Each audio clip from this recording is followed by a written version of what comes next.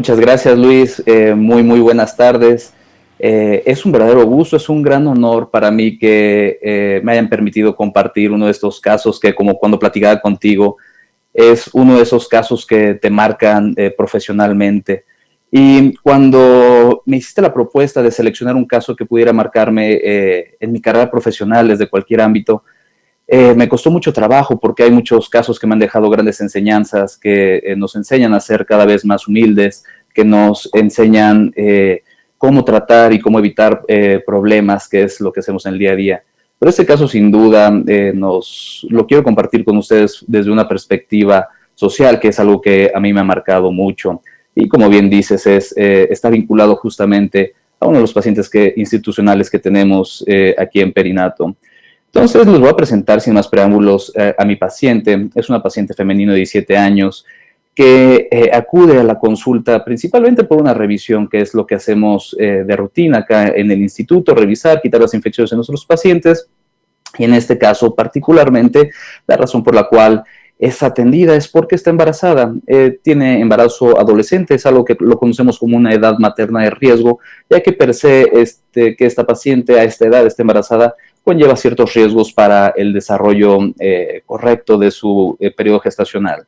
Así que cuando la revisamos observábamos que nuestra paciente no presentaba caries, no presentaba cambios inflamatorios gingivales o periodontales, pero sí presentaba un gran problema que le impedía sonreír. Entonces, como ustedes pueden ver, presenta la ausencia de un central permanente y cuando tomamos una radiografía periapical podemos ver claramente la impactación de ese órgano dental número 21.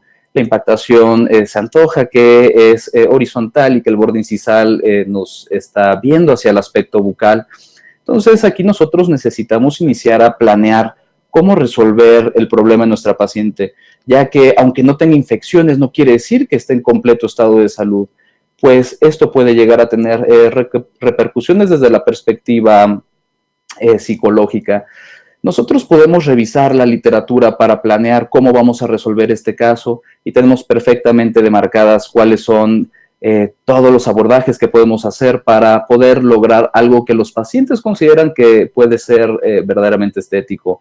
Tenemos múltiples estudios que han demostrado la posición del margen gingival, la posición del cenit gingival, la posición de los dientes, el tamaño de los dientes con respecto a los adyacentes. En fin, tenemos una gran cantidad de literatura que nos puede orientar para resolver casos como estos de manera sumamente predecible. Pero a veces no le ponemos la suficiente atención a la literatura que va en función a cómo es que los resultados que nosotros podamos obtener en este tipo de pacientes van a tener un impacto verdadero en su autoestima, en cómo vamos a lograr tener un impacto psicológico en estos pacientes. Y nuevamente, si nos sumergimos en la literatura, podríamos observar varios estudios que han enfocado sus preguntas de investigación a esto. Y sabemos hoy por hoy que alguna falta de algún diente anterior superior puede impactar sobre todo en la población adolescente, que es la más vulnerable debido a que está llevando a cabo todo un proceso de adaptación social en donde se está formando su conducta y está formándose un futuro adulto. Entonces, evidentemente, si nosotros no tenemos una clara percepción estética del momento en que sonreímos, parece ser que puede influir en nuestro comportamiento social y, desde luego, en nuestra autoestima. Entonces, para tratar de resolver ese problema puntualmente, pues el plan de tratamiento podría parecer que es bastante lineal. Muy sencillo, si nosotros tratamos de ofrecerle los diferentes posibilidades a nuestros pacientes en estas épocas de odontología basada en evidencia, es nuestra obligación abrirles todo un abanico de posibilidades a nuestros pacientes para que ellos decidan. Entonces todo el mundo estará pensando igual que yo, que nuestra mejor alternativa sería llevar a cabo un procedimiento de regeneración ósea guiada previo tratamiento ortodóntico para abrir los espacios y finalmente colocar un implante dental, restaurarlo con un material protésico altamente estético. Y si nosotros nos vamos a la literatura, esta revisión sistemática de Peterson y Klaus Lang particularmente me gusta mucho, en donde sabemos que el pronóstico que le podemos dar al reemplazo de un implante del segmento anterior en condiciones ideales, el 89% en cuanto a tasa de supervivencia en los siguientes 10 años. La dificultad es elevada debido a que tenemos que hacer el procedimiento de regeneración ósea guiada y eso podría oscurecer un poquitito nuestro pronóstico regenerativo por las complicaciones postoperatorias que pueden existir. Sin embargo, sigue siendo un tratamiento altamente predecible y sería la mejor opción debido a la poca invasividad del tratamiento con respecto a los dientes vecinos, ¿no?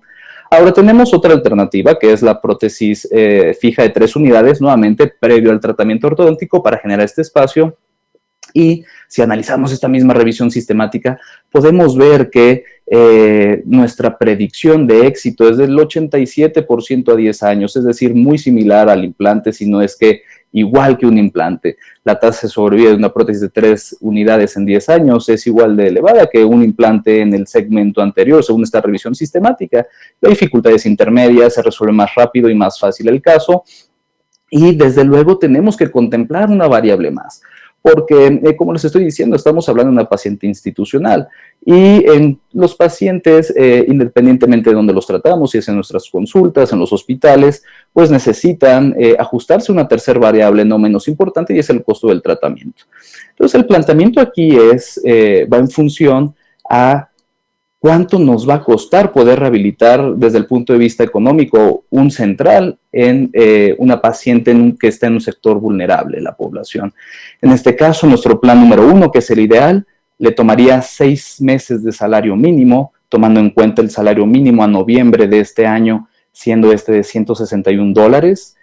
Si nos vamos por la segunda opción, le tomaría 2 meses de salario mínimo, y estoy hablando exclusivamente de los materiales para rehabilitarla, sin contar ningún gasto adicional, más que el de los materiales, asumiendo que la atenderíamos en un lugar en donde no le cobramos honorarios, ¿no? Entonces, evidentemente, pensar en 6 meses de salario mínimo se vuelve inconcebible para un paciente, ¿no?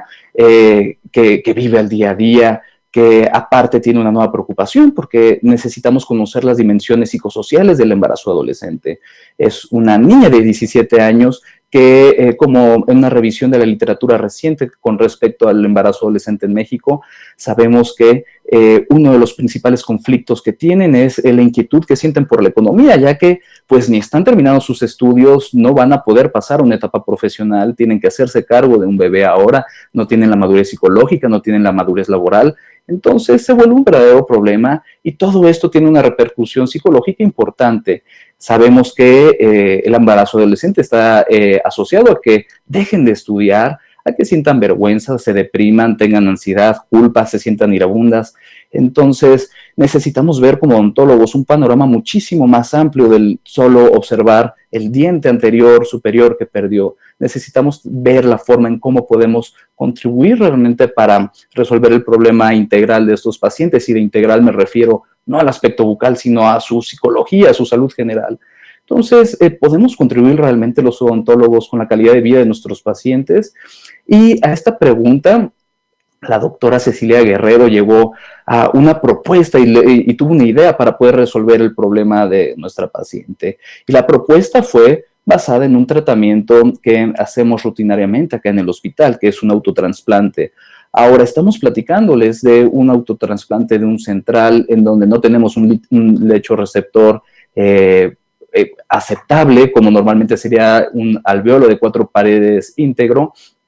Pero en este caso, ¿qué tenemos? ¿Qué opciones tienen nuestros pacientes? Es por eso que el autotransplante, como se titula la plática, no es una opción, es nuestra única opción para sacar adelante a nuestra paciente.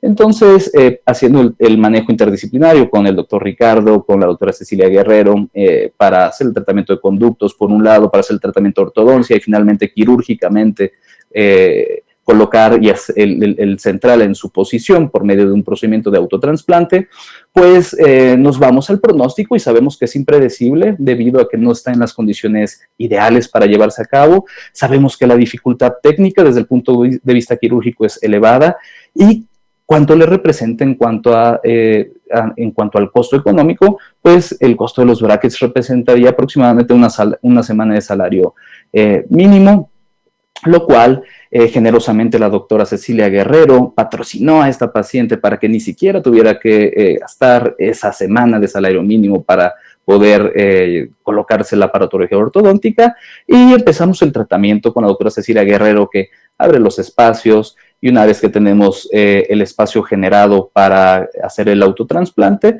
decidimos llevar a cabo el protocolo quirúrgico que todos conocemos, que se ha hecho a lo largo de muchas décadas, y en este caso hacemos estas pequeñas variaciones debido a que no tenemos un proceso, o más bien las paredes del alveolo intactas, ¿no? Entonces, por medio de una incisión crestal, un par de incisiones liberatrices, pues vamos a levantar un colgajo de espesor total para llegar a la superficie del órgano dentario 21 que está retenido, y como pueden ver, lo encontramos de inmediato una vez que levantamos el colgajo espesor total. Necesitamos llevar a cabo esta osteotomía para liberar la corona y posteriormente, de una manera poco traumática, empezar a luxarlo. De esta forma, cuidando mucho la superficie del esmalte, generando muescas que nos van a servir como puntos de apoyo para lograr una extracción sin complicaciones. Empezamos a descubrir por completo toda la corona del diente. En este momento empiezo a luxar el central con mucho cuidado para no dañar la superficie radicular, que por sí no tiene la mejor morfología, y finalmente me ayudo de un forceps para tratar de extraerlo hacia vestibular y no generar una palanca y perder mayor estructura ósea. Posteriormente voy a conformar el lecho quirúrgico con una fresa de baja velocidad para que tenga el espacio suficiente para poder ferulizar nuestro central en un diente, en un sitio donde no tenemos nada de retención, por lo cual es importante en este caso colocar esta férula. Y finalmente suturo con puntos simples hacia las papilas, hacia las liberatrices, y aquí observamos ahora el resultado del tratamiento ortodóntico, el posoperatorio un par de meses en donde vemos que la movilidad es mínima, y aquí les presento una serie de radiografías preoperatoria, el transoperatorio, después de que el doctor Ricardo Hernández hizo el tratamiento de conductos a 6 meses, y finalmente tenemos el momento en que retiramos los brackets, observamos inflamación gingival, la cual es reinstruido el control personal de placa en esta paciente, y finalmente tenemos este resultado después de un año en donde nuestra paciente, sin una posibilidad de colocarse un implante dental o una prótesis fija, pues está con su diente que tenía de primera instancia un pronóstico bastante oscuro, pero que está funcionando por el momento. La predictibilidad en el largo plazo de la estabilidad de este tratamiento, pues es impredecible realmente, ¿no? Pero al momento parece ser que está funcionando bastante bien. Ahora, este caso o este tema no trata nada más de Jessie, mi paciente. Trata de poner en perspectiva lo que está pasando en nuestro país, en los países latinoamericanos, en general en los países en vías de desarrollo. En México, para que lo pongan en perspectiva, tan solo en el 2012, 18% de los nacimientos que hubo fueron asociados a embarazo adolescente. Esto conlleva a un problema de salud pública bastante profundo, en donde necesitamos comprender las causas de por qué estamos enfrentándonos a este problema de salud pública. De primera instancia sabemos que está asociado a familias disfuncionales, a bajo nivel educativo, a pobreza, y a las madres con antecedentes de embarazo adolescente, es decir, una mujer que tiene un bebé en la adolescencia, ese bebé tiene una probabilidad elevada de volver a ser papá o mamá adolescente en el futuro. Entonces, necesitamos ponerlo en perspectiva, ya que al truncar sus estudios, al dejar de tener las posibilidades que normalmente tendría un joven de 17 años para tener un buen futuro desde el punto de vista profesional y laboral, pues este se ve truncado. ¿Y qué va a pasar? Se hereda la pobreza. La pobreza se hereda de generación en generación y vivimos en un país de 53 millones de pobres. Entonces, es un problema que tiene un impacto muchísimo más profundo. ¿Y qué hacemos nosotros desde nuestra trinchera? ¿Cómo estamos ayudando a este sector? Entonces, para concluir, necesitamos poner en perspectiva qué es lo que estamos haciendo con nuestra sociedad. No debemos ignorar de ninguna manera los problemas sociales que nos rodean. Y nosotros como odontólogos, ¿qué impacto podemos tener en estas personas? Si un granito de arena podría ser tan solo darles una sonrisa para estimularlos a que sigan adelante y que puedan salir de esta brecha en cuanto a la desigualdad. Pues Luis, te agradezco muchísimo por el espacio que me brindas al abrirme el micrófono, y estoy abierto a dudas, a discutir del tema. Muchas gracias.